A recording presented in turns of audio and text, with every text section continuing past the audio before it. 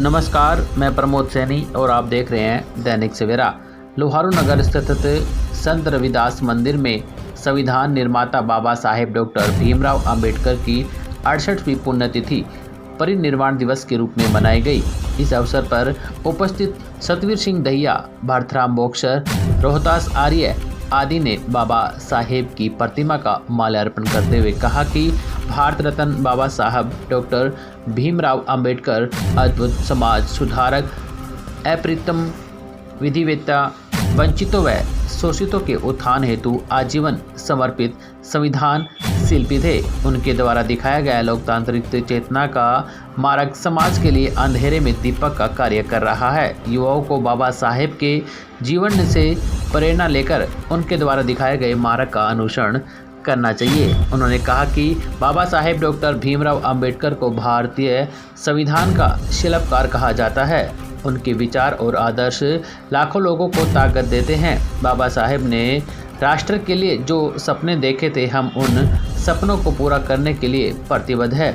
उनके विचार हम सभी को प्रेरित करते रहेंगे। बाबा साहेब डॉक्टर भीमराव अंबेडकर का जीवन संघर्ष का प्रतीक है और हमें उनके जीवन से संघर्ष करने की प्रेरणा लेनी चाहिए। उन्होंने कहा कि बाबा साहेब ने अपने जीवन में विषम परिस्थितियों का सामना किया और जीवन में कभी भी हार नहीं मानी। उन्होंने कहा कि डॉक्टर अंबेडकर ने हमें संघर्ष करने, संगठित रहने व शिक्षा हासिल करने की दी है, जो प्रत्येक समाज के लोगों पर लागू होती है। इस मौके पर राजरूप, अनिल मोतिया, बबलू, ईश्वर सहित अनेक लोग मौके पर मौजूद रहे। आज जो ये कार्यक्रम किया गया है वो क्या कार्यक्रम है, इसके बारे में बताइए।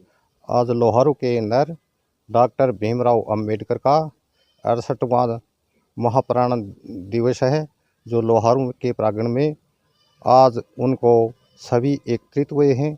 उनको कोटि कोटि नमन करते हैं, श्रद्धा सुमन अर्पित करते हैं।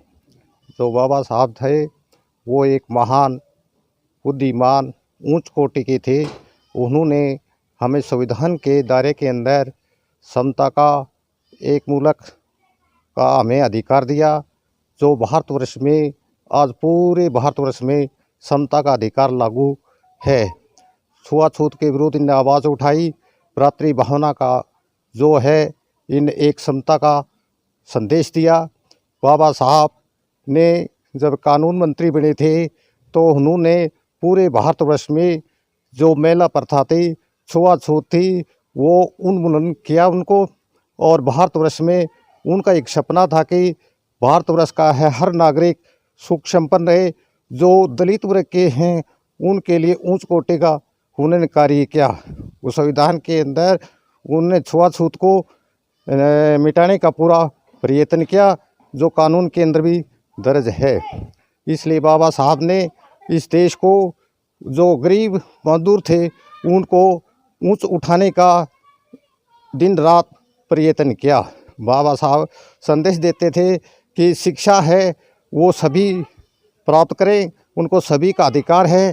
शिक्षा के माध्यम से आदमी को जागृत होगा, वो है न संगठित होगा और संघर्ष करेगा और अपने अधिकारों के प्रति होकर के वो संगठित होंगे।